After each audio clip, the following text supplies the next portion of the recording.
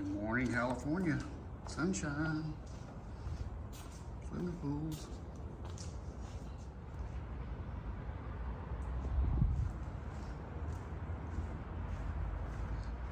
where I'm staying, the Saga Inn. Old school motel. Motel, walk across the street. This is the main drag, Colorado Boulevard.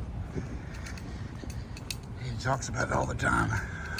There's the Pasadena City College that we have gone by multiple times. We'll go over and shoot some video. All right, it's time for the Van Halen Trail 2023 edition. I did this about 4 years ago with Jay Palmer, but I'm gonna do a much more lavish version this year, 2023, for the Van Halen Stories podcast. This one site is probably one of the most important sites in Van Halen history. This is Pasadena City College, where the band met and formed, and is really the genesis of where they got together and started. I think they went to classes here together, and then they kind of met up, and then they went from there. I'm getting started here early in the morning. It's about, I don't know, 9 o'clock in Pasadena. I'm right on Colorado Boulevard, the main drag, and I'm staying over at the Saga Inn down there. It's an old classic hotel. Often you hear Eddie Van Halen talking about Colorado Boulevard for the where Dow Radio was, where he got the Variac. This is the street right here, Colorado Boulevard. I'm getting an early start. Decided to just go for it. I got to do some of these, vlog some of these sites. I don't know how much time I'm going to have with the interviews and everything that I'm doing, so I got to get on it. There's my ride, so let's go do this. All right, here you are at the Van Halen stage on Union in Pasadena, California. Pretty cool little green space. Of course, the plaque. Yeah, there's two signs. One is on this side.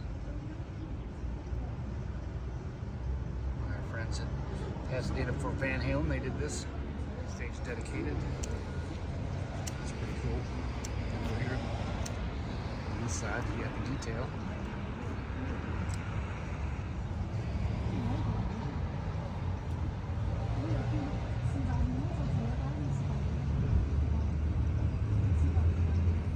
I mean, you definitely could have a band down here, although the neighbors would have a cow because there's neighbors everywhere.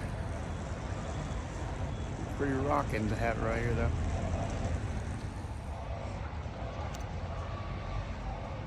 There you go, Van Halen stage. Finally made it. Excellent stage for now. Great view. All right, here in Pasadena on the Van Halen Trail, trying to find an elusive ghost, and that is the Sound Chamber music store where Eddie Van Halen bought the famous destroyer that became the Shark. Chris Holmes bought the other one, its sister, and then I hear from other sources there are a couple other destroyers that might have came out of the Sound Chamber. I also heard that Eddie Van Halen worked at the Sound Chamber. I have yet to confirm all of this, but down this street is supposedly where it was. I'm gonna try to get a basic idea, but it said next to the Playhouse, Pasadena Playhouse. So that's right down here on El Molino, and we're gonna see what we got.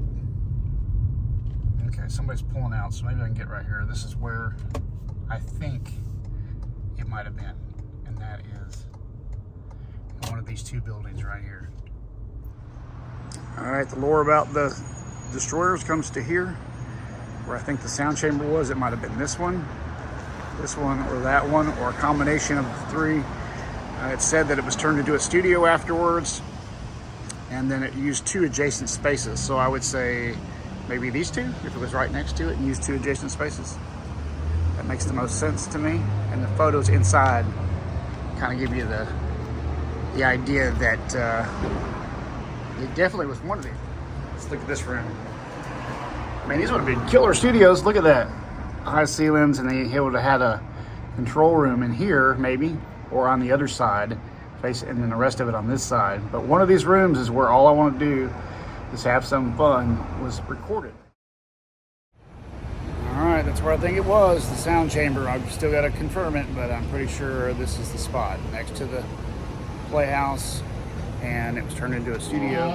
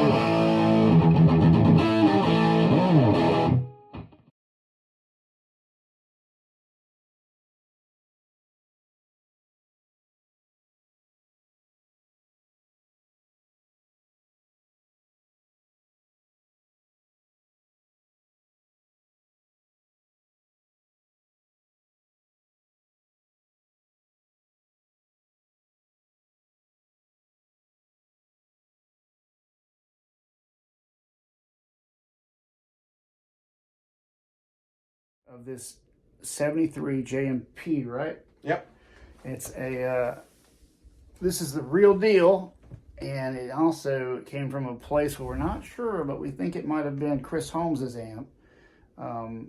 We're still researching that fact, but there were two white Marshalls that Chris Holmes and Eddie Van Halen swapped back and forth, and this one came from the LA area. We have some stuff about it that we know, but we're still trying to verify that. But anyway, I wanted this style of amp, and I asked Colin if he could build me a replica based upon this amp.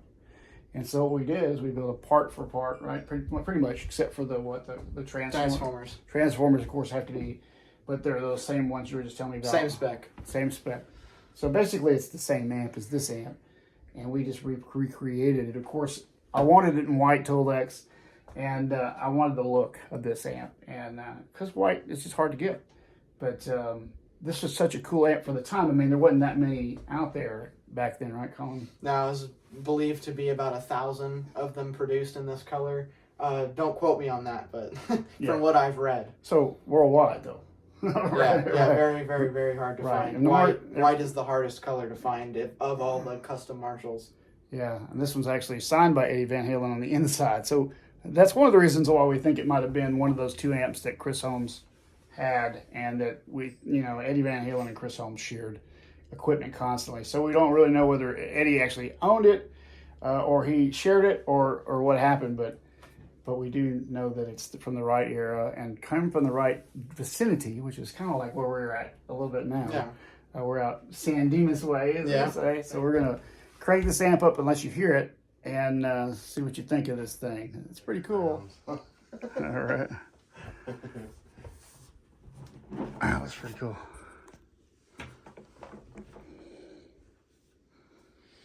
I still like the look of it. I mean, I don't know if I just like the look of it because Eddie did it or what.